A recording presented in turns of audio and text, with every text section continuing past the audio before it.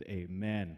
Well, if you have your Bibles with you, please open up to Exodus chapter 2. We're going to be in verses 1 to 10 this morning. Exodus 2, 1 to 10. And we're going to think together about how this text reveals just such a profound truth about who God is. That God is a God over chaos. He's not a God of chaos. He's a God that reigns over chaos. That's a short text, so I want to begin just by reading it this morning. It says this is the word of the Lord. Now a man from the house of Levi went and took as his wife a Levite woman. The woman conceived and bore a son, and when she saw that he was a fine child, she hid him for 3 months. When she could hide him no longer, she took for him a basket made of bulrushes and daubed it with bitumen and pitch. She put the child in it and placed it among the reeds by the riverbank. His sister stood at a distance to know what would be done to him. Now the daughter of Pharaoh came down to bathe at the river, while her young women walked beside the river. She saw the basket among the reeds and sent her servant woman, and she took it. When she opened it, she saw the child, and behold, the baby was crying. She took pity on him and said, "This is one of the Hebrews' children." Then his sister said to Pharaoh's daughter, "Shall I go and call you a nurse from the Hebrew women to nurse the child for you?" And Pharaoh's daughter said to her, "Go."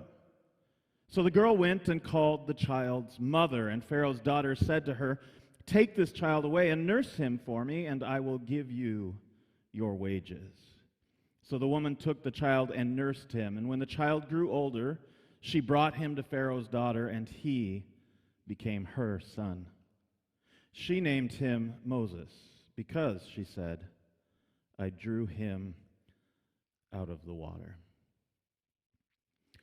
The last few weeks we've been in chapter 1, which has described this horrific situation that the people of God, the family of Abraham, have found themselves in. God had led them hundreds of years earlier into the land of Egypt to protect and provide for them during a great famine. They'd been given favor with the Pharaoh, the king of Egypt. They'd been granted land and place and space, and for decades they existed harmoniously with the Egyptians. But as time moved on and Pharaoh was replaced by another and another and another, and as God's blessing upon the Hebrews manifested itself and they multiplied and reproduced and spread out across the land, fear entered in. Fear entered into the heart of Pharaoh that the strength and the blessing of the Hebrews might become a threat to him and his power. And so, motivated and driven by his fear, he did his best to come against the people of Israel. But by going against the people of Israel, he unknowingly was going against the God of Israel. He really had no chance. But he doesn't know that, and so he engages in this act of trying to control the population, and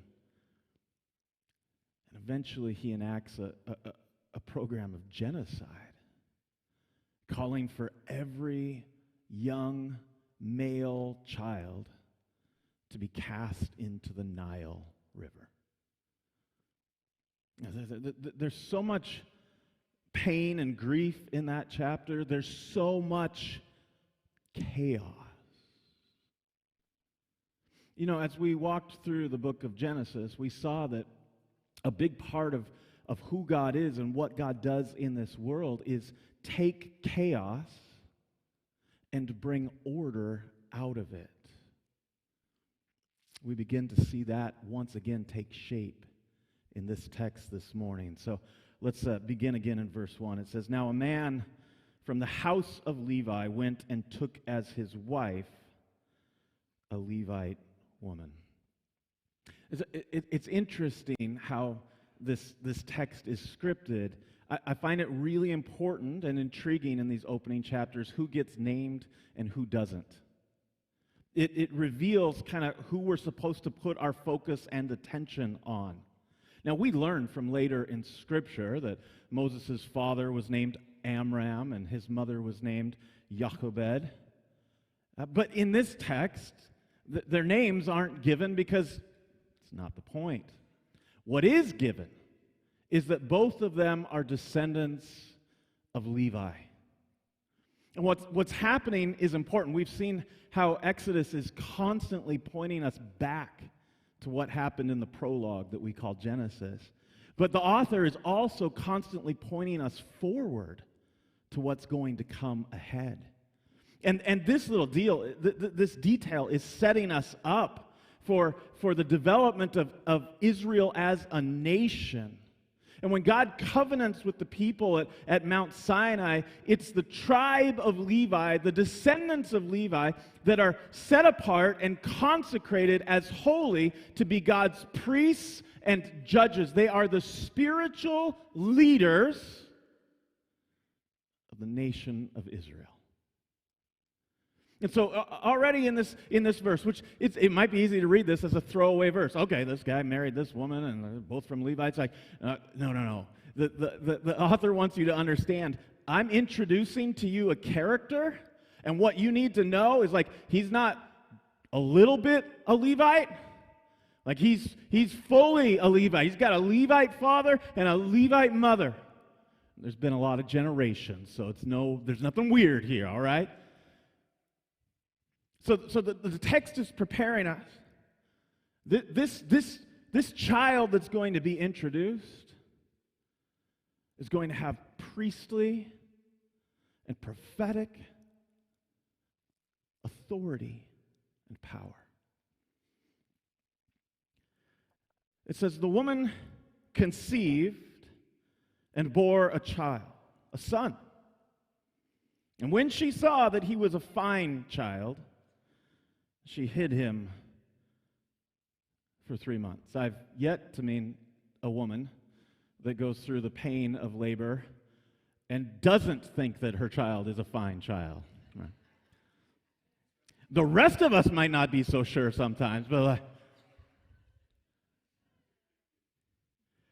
there's actually a lot going on in this little verse. It's telegraphing and pointing and directing us in a variety of generations. The first off is actually that phrase, he was a fine child. It really says, the woman conceived and bore a son, and when she saw that he was good. That's the phrase, tov. Saw that he was good. And it can mean good, it can mean beautiful, it can mean pleasing, it can mean desirable and delightful. But if you're a Hebrew and you're reading this text and you see this phrase, it was good, it takes you places, right? I mean, to the first chapter of the Torah. The refrain of Genesis chapter 1, this creation poem and song, God speaks and creates and separates and manifests and does all the work of creation, and over and over and over again he says, it is tov, it is good. It is good, it is good, it is good. So the author of Exodus in chapter 1 or 2 verse 2 here is trying to tell us and telegraph to us that God is about to once again initiate in the work of creation. Not just the creation of this particular child, but the creation of a people, the creation of a nation, the creation of the fulfillment of his redemptive promise that he would crush the head of the serpent and set his people free. Like this is a pregnant phrase. It is good. It not only takes us to Genesis chapter 1, it also takes us to Genesis chapter 3, where Eve looks upon the fruit, and when she sees it, do you know what it says? She saw that it was good. And it takes us to Genesis chapter 6, that weird and wacky passage that when the sons of God, the Bene Elohim, these spiritual beings, saw the daughters of men, it said that they saw that they were good. So creation is made to manifest God's goodness, but mankind has often looked to find goodness in something other than God. And in Genesis 3, we have a fall from grace as Eve identifies the fruit as being better for her. I play on the words, gooder for her than God. And in Genesis chapter 6, we have another fall account where the Bene Elohim, the sons of God, they think that the daughters of man are gooder than God, and they choose to go against God. And so we have this whole history of creation and fall and God's move towards redemption is all being orchestrated out of this one little verse. That God is going to continue his work of creation. The phrase, the woman conceived and bore a son, it's a simple Hebraic construction, but the way that it's used in the Torah is I think, interesting. It's used, that phrase, she conceived and bore a son, is used 16 times in the Torah. It's used 15 times in Genesis, beginning with Cain, and all the way up through Jacob and his sons. And then it's used here in Exodus 2. And it's never used again in the rest of Exodus. In Numbers and Leviticus and Deuteronomy, it's never used again. The author is using this as a literary device to go, okay, here it was, this conception and conception and conception, and now we've come to Moses. And the whole thing that's being written about in the Torah is how God is going to use Moses to create this nation as a part of his redemptive plan. So a Hebrew reader of this in ancient Israel, in reading through this, they're going to pick up on all of these connections and know that what's coming next is, it's really a big deal. So when she saw that he was good, she did what I think probably almost all of the mothers were trying to do. She hid him for 3 months. I'm so glad that we don't live under a despot with tyrannical powers that can single-handedly issue an ultimatum. All of these people shall die. It's almost impossible for me to really understand what that would be like. All I've known is growing up in a democratic republic. All I've known is a balance of powers. All I've known, and listen, we clearly don't have that worked out perfectly, but we don't got some king standing over us saying, he dies and he lives on my whim. And that's what's going on here. And so she's intentionally defying this legal order. Absolutely not. And it's hard for me to imagine that a single Hebrew woman, after giving birth and finding that it's a son, would have the king told me to take it out in the river and just throw it away. That's why the text told us in Genesis chapter 1 that his command wasn't for the Hebrew women to do it. His command was for the Egyptians to go around and look for little boys and then take them and throw them into the river. So she does what every mama bear is going to do, right? For 3 months, she's hiding them. And for an infant, for 3 months, you can keep them quiet by nursing them and rocking them and doing all that sort of stuff. You're going to have your moments for sure, but for 3 months, you can kind of get away with that. I remember when my son was 3 months, I was taking him to movies, sitting him next to me. He'd fall asleep. I'd rock him every once in a while. It was amazing, right? At some point, You walk in with like a 6-month-old or 9-month-old going all crazy, and everybody's looking at you, and it's not, they're not happy looks, you know. So for 3 months, she does what she can to hide him, but she's at the point of this can't keep going on. So when she could hide him no longer,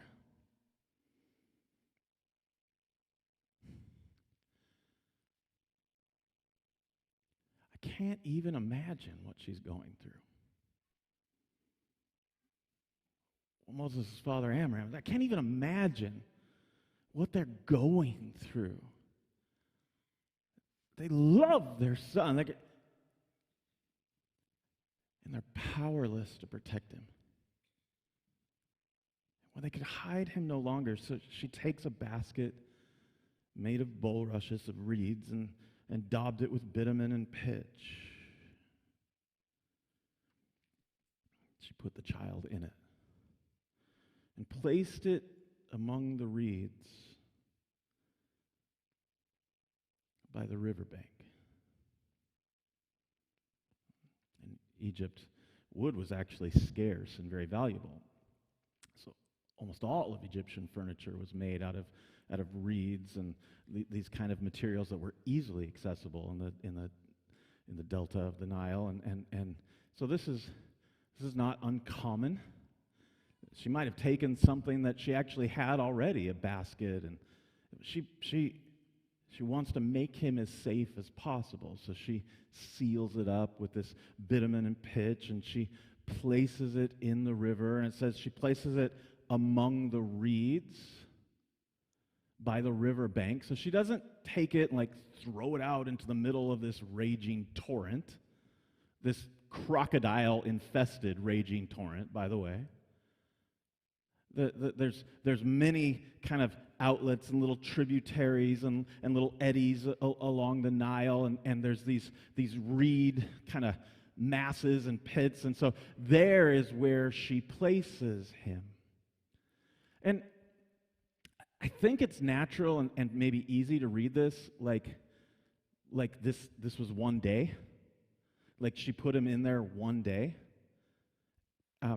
But the text doesn't tell us that. Now, it doesn't tell us that it wasn't one day, but what she's trying to do is protect him and hide him. So she puts him in this basket, and I mentioned last week that the word for basket here is significant because it's only used one other place in the Hebrew Scriptures. It's used in the Genesis account, chapter 6 to 8, of the ark that Noah was commanded to build and that God used to protect his people from the judgment of the flood. So she creates an ark for him. She creates an ark to protect him and hide him. Put it in the reeds. Nobody knows it's there. She can go out and have easy access to him and nurse him when he needs it and make sure that he's okay. I think her intent was probably to do this as long as she could. And it's not like she left him alone. Miriam, his older sister, she was still a young child, but she was set out on the bank. Just a girl playing by the river, but watching her brother to make sure that nothing would happen to him. Sister stood at a distance to know what would be done to him. This story, it's so well known.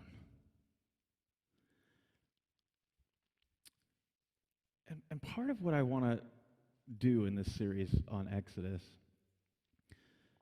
is prepare you to deal with the garbage that is on the internet and in so many of our university and college classrooms concerning the Bible.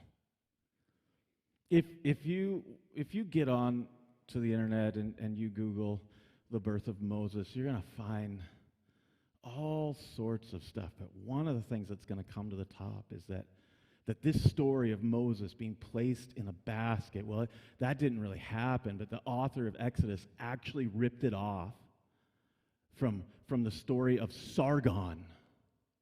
Sargon was an ancient king, and his birth story goes like this. His mother was a high priestess. His father was unknown. His mother hid the pregnancy, and when she bore her son, she placed him in a basket and put him out into the Euphrates and sent him off. Little Sargon bounced down the river, and then he was found by a water drawer who drew him up out of the water and then raised him. He later becomes a great king in the area of Babylon. There's a lot of stuff that's going on in the story. And so you'll sit in an introductory literature class in college or university, and the professor will smugly say, you can't trust the Exodus narrative. The Bible is ripping off the Sargon narrative, and it's so obvious. I mean, just read it. Just read it. It's so obvious. Well, my response to that, I mean, I wish you would sit here for an extra hour this morning, because I can dismantle this thing like you wouldn't believe. It's so, like, the moment somebody tries to tell you something like that, I give you permission to ignore everything else that they say. Because they have an agenda, and they're not dealing with what actually archaeology and history tells us. So on the surface, this argument looks good, because Sargon, like, we know when the dude lived, it's 1,500 years before Moses. So they say, like, well, Sargon came first and came before Moses, so clearly the Moses story is stolen from the Sargon narrative. And so, case closed, the Bible is untrustworthy. And then you start actually looking at the sources. Okay? And the earliest source that we have of the Sargon legend, it's an incomplete cuneiform tablet and all these sorts of things. The earliest story that we have of Sargon's birth comes hundreds of years after Moses. And it comes hundreds of years after the latest date proposed for the writing of Exodus. So even if you don't accept that Moses is the author, even if you think Exodus was written much, much later during the Davidic kingdom or around the time of the exile, even if you say Exodus was written really, really, really late, the Sargon narrative comes a couple hundred years after that. So who stole from who? Right now, you can make an argument, well, I'm sure they were around, we've just lost them and all that stuff. But come on, like, the nature of this argument is so crazy, y'all. Like, I think you can make a stronger argument from history and archaeology and literature that the Sargon birth narrative was ripping off Moses. Right, so listen, there's crazy stuff on the internet, and there's crazy stuff in our kind of progressive liberal universities and colleges, and you can't take at face value these arguments.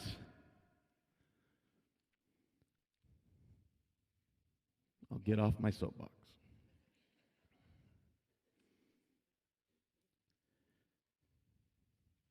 So, let's think about what's going on here. Moses' mother places him in this ark and puts him out into the waters of the Nile.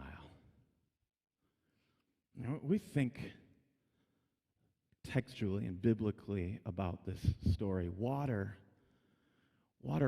always represents chaos. We saw that in Genesis right from the beginning. Like in Genesis, 1:2, the Spirit of God is hovering over the darkness, the waters. So here we have this God, and here is chaos. Here is potential and all that entails. And God sovereignly works and moves and uses chaos to create what He wants to create. He imposes His will upon chaos, he brings order out of chaos, life out of potentiality.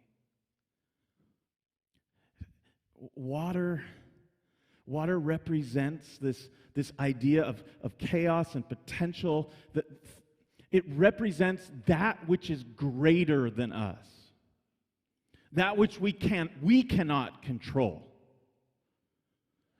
that which we can't inhabit. So this is what water has represented in Genesis chapter 1. In Genesis chapter 6, what does God use to bring judgment upon the earth when the inclination of every man's heart was only constantly evil all the time about everything? He uses the floods. The waters, so Genesis 6 to 8 is a recreation narrative, right? And what does God use in his work of recreation? He uses what he used in the beginning. He uses the waters of chaos. And so in Genesis 1 and in Genesis 6, we see that God is over chaos. And God has the ability to use and shape chaos into the order and beauty of his plan. So it's no mistake in the Exodus narrative that once again we're going to see this chosen child protected and redeemed from the midst of chaos. And there's a polemic happening here, because to the Egyptians, the Nile didn't represent chaos, it represented life. It was the source of life. It was their provider. It's what, in ancient Egyptians' mind, made them the greatest nation on the earth. What made them better than everybody else was that they had the Nile. And the Nile did for them what nobody else could. The Euphrates couldn't do it. The other great rivers couldn't do it. The Nile gave life in a way that no other place in the ancient Near East could claim. So from the Egyptian perspective, Pharaoh said, throw these babies into our source of life. From the Hebrew perspective, the waters represent the chaos, the fear. It's a symbol of death for them. And here we have Moses placed in this basket, this ark, and put out on the waters of chaos.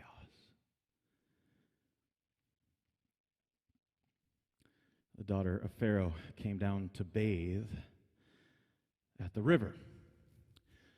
And again, she wouldn't have been out with the crocodiles. She would have had this private, kind of secluded area, and she would have been bathing in the river as a religious ritual. This was a sacred river.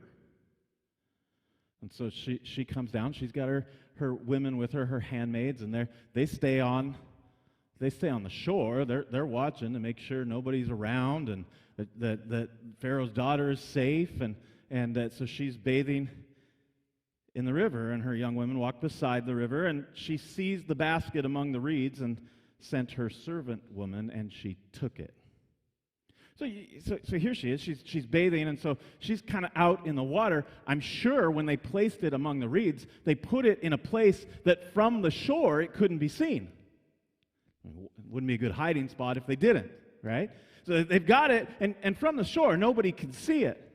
But now she gets out in the water, and she's coming from a different perspective, and maybe she hears something, because the text is going to tell us in the next verse that the baby was crying. Maybe she hears something, but she looks over, and she's able to see, from her vantage point, this ark, this basket. And so she sends her servant woman. Pharaoh's daughter's not going to go walking in the reeds. She sends one of her women, go, and she took it. And she opened it, she saw the child, and behold, baby was crying. It's interesting. Every time you see the word child in these two verses, it's actually the word for boy. It's translated child just for flow and that sort of stuff, for grammar, but the emphasis in the Hebrew text is very clear. It's not, she didn't just find a child. She found a boy. Like finding a girl child wasn't going to be a big deal. If it was Egyptian, if it was Hebrew, it's a girl, doesn't matter. But if it's a boy child, right? Like this is the danger. This is that sense of importance. She sees the child, and the baby was crying. I mean, the beauty of God's sovereignty in this text, right? The enemy of God and God's people is Pharaoh. And the instrument of their deliverance is Pharaoh's own daughter. This is amazing, right? Like, and again, we don't know her name. We don't know who she is.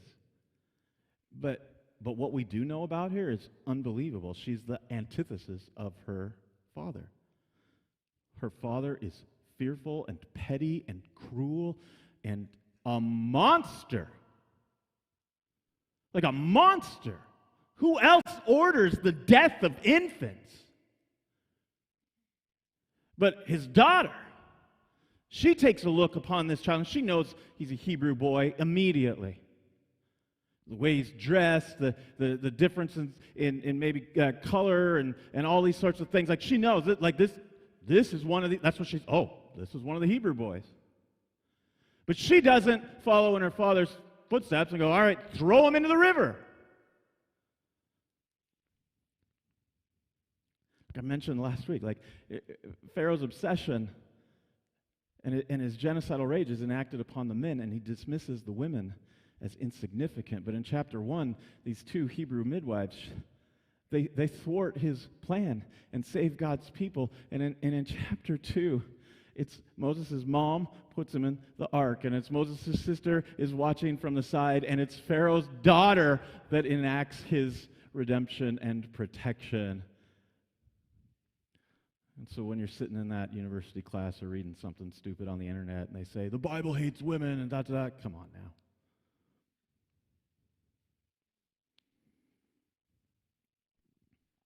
She took pity on him. She had compassion. This is one of the Hebrews' children. Now, his sister, Miriam, I think she's got to be younger than 12, because if she was older than 12, she would have been working and doing something. All right, so she's old enough that she can be left by herself. She's young enough that she can't be out working, and she's there, and she follows, and she sees this happen. You can imagine, let's just say she's 10, right? Can you imagine being 10 years old, and your mom tells you to watch your baby brother, and you're watching, and you're trying to make sure that nobody finds him, and then all of a sudden, Pharaoh's daughter comes down, and then she finds him, and now they've opened up the basket, the ark is open, and there's Moses, and she's 10. So like, she comes up to Pharaoh's daughter and says, this is brilliant. Should I go and call a nurse from the Hebrew women to nurse the child for you? So she's reading the room. She's reading the room, and Pharaoh's daughter clearly has the intention of taking this child for herself. She's going to adopt this child. And so Miriam comes in and says, awesome, but clearly you can't nurse him because you're not nursing. So why don't I get one of the Hebrew women? They've had lots of kids. I mean, that's the whole context of the story. Like, you can't stop them from having kids. Fertile myrtle everywhere you look, right? Like just baby, baby, baby. So, how brilliant is this? A 10-year-old. Why don't I get a nurse from the Hebrew women to nurse the child for you? And Pharaoh's daughter says just one word, go. Go. Make it happen. So the girl went and called the child's mother. I mean, this is what makes this story so amazing and so awesome. Right? Now, I spent a lot of time this week thinking about that conversation. Imagine Moses' mother. She's at home or engaged in some sort of work. She's had to leave her child in the reeds. She's got her daughter watching him, but did she have a minute, a moment, a second where she wasn't worried and afraid and thinking about this child and what's happening to him? And then all of a sudden, Miriam comes running into the room. You know that's not good. Like, she's not supposed to be there. She's supposed to be at the river watching the baby. So her heart drops, right? Her adrenaline's pumping. She's like, what are you doing here, Miriam? Pharaoh's daughter found the baby, and she's going to save him and adopt him, but she can't nurse him, and so I said, why don't I go get somebody to nurse him? And she told me to go and get you, so I'm going to get you. Why don't you come and you can? Come on.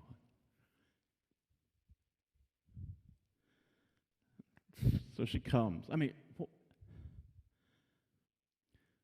Pharaoh has not only ruined her life, but the life of all the Hebrew mothers by creating this genocidal madness. And now here, the child's mother is meeting with the daughter of her greatest enemy. And God chooses to use that to protect the child. But when God does something, like he doesn't go small. Right? Like, he's not just gonna so Pharaoh's daughter said to her, take this child away and nurse him for me, and I will give you your wages. In a moment, she goes from constant fear and worry that her son is going to be killed to being paid to do what she wanted to do the whole time. It's like, come on, God. Like, that's amazing. That's amazing. Like, she didn't wake up this morning and say, I bet God's going to turn everything around and I'm going to get paid to do, You can't see it. You can't even dream it, because God's way better at this stuff than we are. There's a delightful play on words in the Hebrew. The phrase there, take this child. The author uses this really unusual word for take this child that sounds exactly identical to here it is yours. Right? So there's this play on words in the Hebrew where Pharaoh's daughter goes, hey, here's your baby. Go take care of it and I'll pay you. Come on now. This is a classic ancient Near Eastern nursing contract. This was not unusual. What's unusual is that children in the ancient Near East were nursed for 3 to 4 years before they were weaned. So it's not that she just got him back for a little time. She's going to be nursing this child till he's 3 or 4 years old. Amazing. So the woman took the child and nursed him. No more fear. No more anxiety. Love. I mean, is there any more beautiful picture of love than a mom nursing their child, holding them, caring for them, nurturing them, feeding them? It's life. And when the child grew older, she brought him to Pharaoh's daughter. This would have been a hard day. But I'd rather hand my child off to somebody that's going to love and protect them and raise them any day rather than throwing them into a river and die. When the child grew older, she brought him to Pharaoh's daughter, and he became her son. And you'll have noticed that in these first 9 verses, it's always the child or the boy or the boy. He's never named, and there's a reason for that. In the ancient Near East, they did not name children at birth. And we go, I mean, we're coming up with lists of 1,000 names, and we're doing this, and we decide before the baby's born and all that sort of stuff. And why can we do that? We can do that because we don't have a high mortality rate.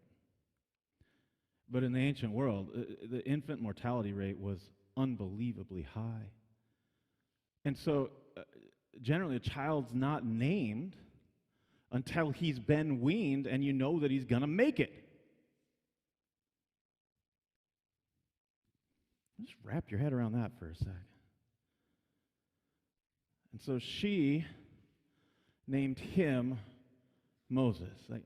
She named him Moses. The Egyptian princess, the daughter of Pharaoh, who's going to adopt him and bring him into, this is an adoption contract. This is how it worked in the ancient Near East. We got all sorts of Egyptian and other sources that describe this exact same sort of process. The one that's adopting the child will name them and bring them into the house. So she names him Moses, which is not a Hebrew name. It's not a Hebrew word. It's an Egyptian word. It's an Egyptian name, and it's actually interesting. It's a simple name. It simply means child. It means child. We see the name Moses used in all sorts of Egyptian words.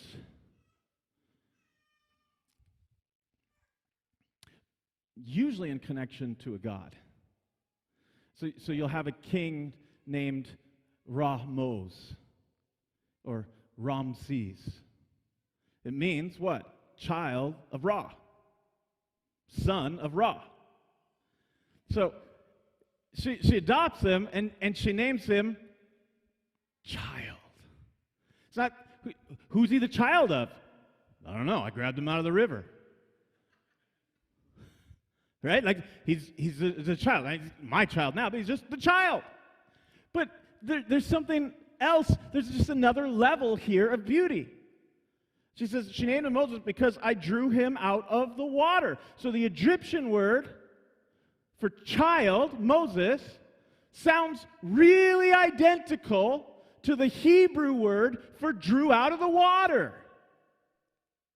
So every time his name is being used, it's a representation, a representing of the reality that not only was Moses drawn out of the water, but actually the verbal tense that it's in, it means he draws out of the water. So Moses is not only the one that was drawn out of the Nile, but Moses is the one that's going to draw the people out of Egypt and draw them through the Sea of Reeds and draw them out to the Promised Land.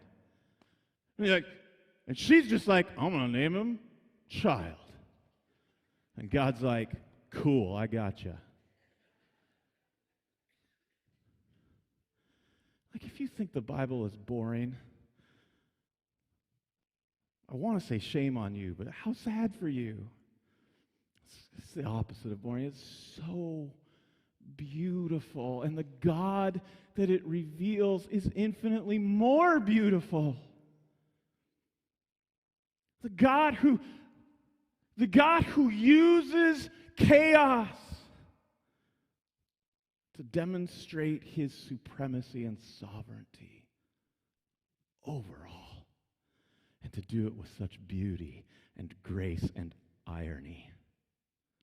Oh, God's really cool.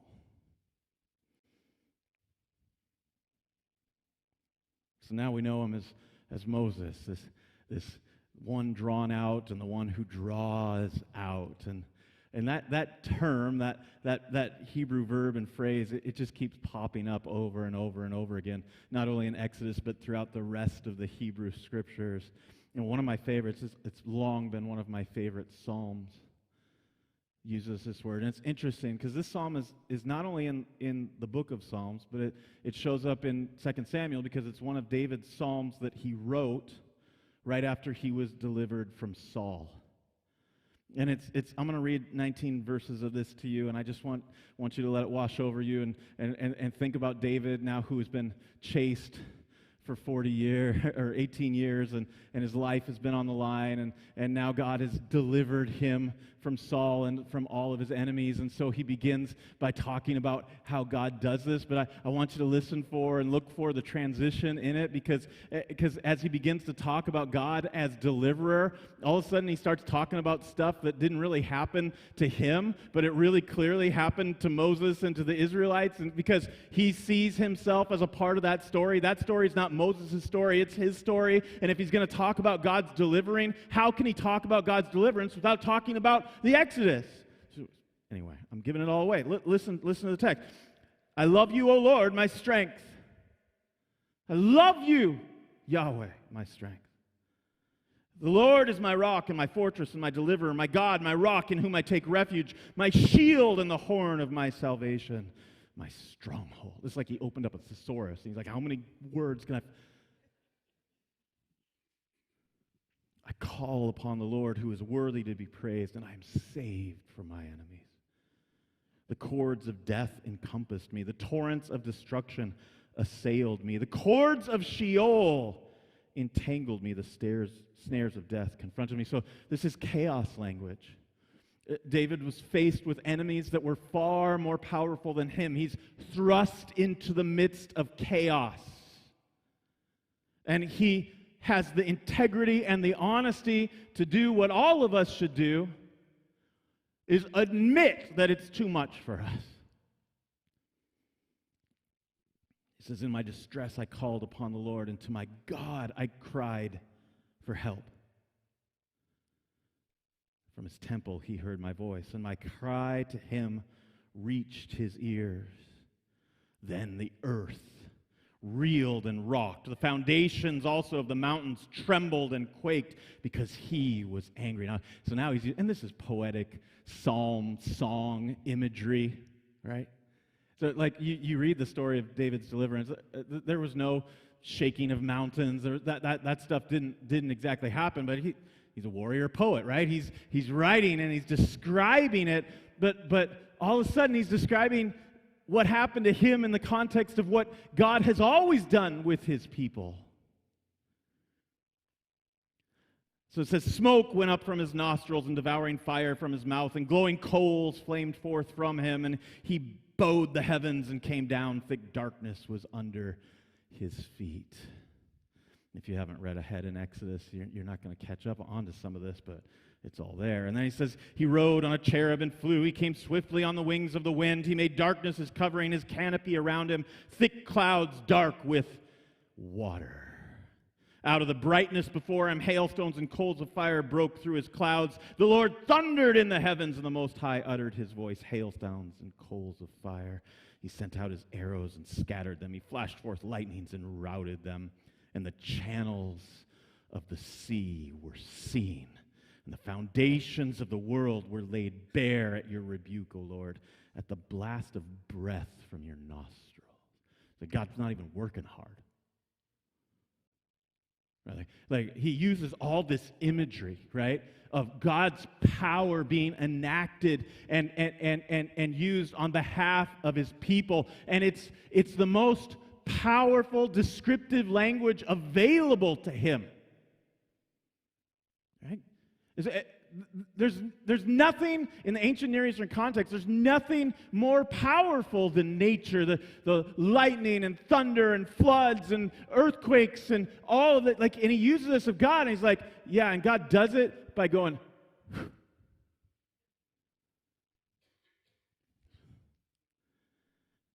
He sent from on high, he took me,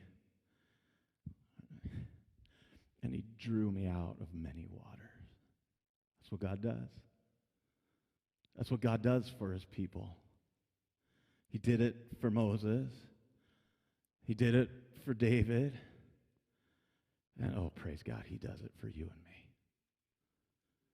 He drew me out of many waters. He rescued me from my strong enemy and from those who hated me and who were too mighty for me. They confronted me in the day of my calamity, but the Lord was my support. He brought me out into a broad place. He rescued me. And let these last few words sink in. Because he delighted in me. It's love that moves God to rescue his people. It's love that drives God to come and deal with the forces of chaos that are too great for his people and rescue them from it, to bring them to a place of peace and life and hope. I mentioned last week how the birth of Moses is a prefiguring of the birth of Christ. Both of them were born into edicts of genocide, commands by fearful kings to take them out. And the beauty and the irony of what God does hundreds and hundreds of years later, when the promised seed, the seed of Abram, the seed of David is born, Jesus. And he's born just like Moses under threat of death. And what does God do to him and with him? He sends him to Egypt and then calls him up out of Egypt again to go, I got this. And to tell us that what Moses did, Jesus is going to do better. This is amazing. They're born into chaos. They're threatened with death. They're rescued by God, and they're both brought out of Egypt. You know, John, in his description of the birth of Jesus, he doesn't give us a narrative story. He gives us a theological interpretation. So the beginning of John isn't, Mary and Joseph and the baby and the angel. It's not all that stuff. The book of John, the Gospel of John starts, in the beginning was the Word, and the Word was with God, and the Word was God. And it's right from the beginning, he's wanting to take us back to Genesis and take us back to the redemptive story. And I want us to look at John 1:14-17. This is such a well-known verse. The Word became flesh and dwelt among us. So God becomes flesh and dwells among us, and we've seen his glory. The glory as of the only Son from the Father, full of grace and full of truth. So John, as he's introducing his gospel of Jesus, as he's introducing Jesus, he said, he came and he dwelled in our midst, and what we saw in him was unique. We saw in him the glory of the Father, the glory of God. It was revealed in Jesus, and then he describes it this way. He was full of grace and full of truth. He was full of power and full of reality. This is an amazing description. And then he digresses. He goes, John bore witness about him and cried out, this was he of whom I said, he who comes after me ranks before me because he was before me. But then he says this, from his fullness, we have all received grace upon grace, life upon life, strength upon strength. From him, he is the source. He is the one that has entered into our chaos. But what we get from him is the cure for chaos. What we get from him is grace upon grace. He is the deliverer and redeemer. And then to bring this connection home, he says, for the law was given through Moses. And that's not a bad thing. I know we're preconditioned, especially in evangelical circles, to think about the law as a bad thing. It's not a bad thing. It's a good thing. It just doesn't hold a candle to Jesus. No, Moses, I mean, we'll see this later as we continue through Exodus. There's never been a prophet like Moses. Ever. Like if you got a ranking list, right, of prophets, there's no doubt that Moses is at the top until Jesus comes. And we'll see this later. Moses actually promised that. Moses is like, yeah, I did all right, but there's going to be another prophet like me. And like when he comes, look out. So John's picking up on all of that, and he's like, yeah, the law came from Moses, but grace and truth came through Jesus the King.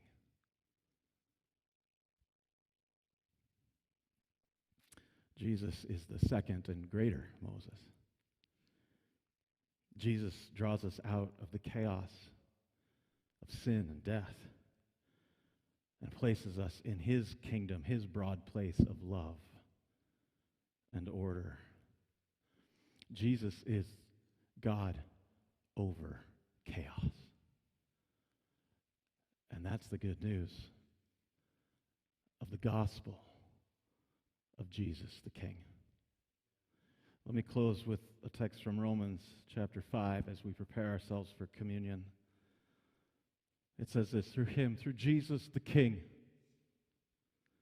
we have also obtained access by faith into this grace in which we stand. And we rejoice in hope of the glory of God. We rejoice in what God has started in us. We rejoice in what Jesus has already done for us and to us and in us. But Jesus is just warming up in his death, burial, and resurrection. It's the opening act. Church, the best is yet to come. So he says, through him, we have obtained access by faith into the grace which we stand. Like, we've got grace from Jesus right now. We're new creations. The old is gone, the new has come. Like, we're adopted and accepted. We're loved. We have an inheritance that can never be taken from us and never spoils, and no thief can break in and steal. Like, we're standing in this amazing grace, and we rejoice in the hope of the glory of God, because the best is yet to come. But it's not here yet. So he says, not only that, but we rejoice in our sufferings.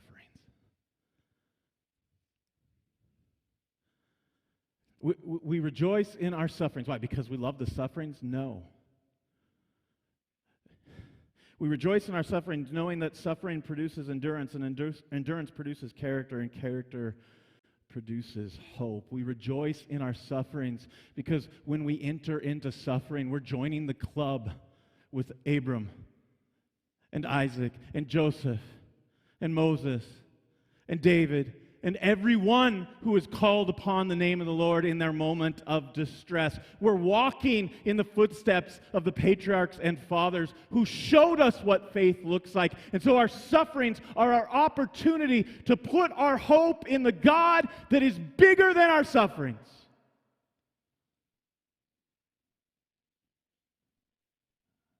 Hope does not put us to shame, because God's love has been poured into our hearts through the Holy Spirit who has been given to us.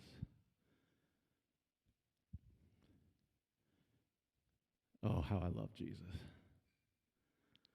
the great Redeemer and rescuer of our souls, the firstborn of a new creation that is yet to come, that will be free from all pain, sin, sorrow, and shame.